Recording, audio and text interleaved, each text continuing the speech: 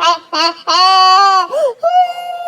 පොලේ වැඩ කිරීමට පත්වීම අද උදේ තන කවි ජම්පොලේ පටන් ගැනීමට සූදානම් වෙමු.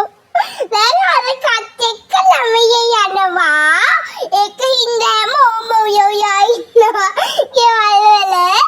ඒකින්දා දැන් පවුල එකගෙන ඇවිල්ලා කෑම කාලා ළමයි ඉස්කෝලේ ඇරිලා දැන් ඉස්කෝලේ ගිහින් ඉන්නේ. ඉස්කෝලේ දැන් මාළුවෙලුවත් එක්ක දැන් මඩ නරයි ළම්මගෙන් බැනුම් ආගෙන අම්මා කොස්සලගෙන දැන් මෙයාලා ගසට බිත්තර කන්න ගියා. දැන් අම්මා ආයි කොස්සතරන් දිව්වා. දැන් ළමයි කොමඩු කෑවා. ඊට පස්සේ ළමයි වතුර වෙල්ලම් කළා ගඟට පැනලා.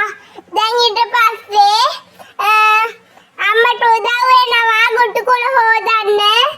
ඊට පස්සේ දැන් ආයි කොමඩු කාමනවා.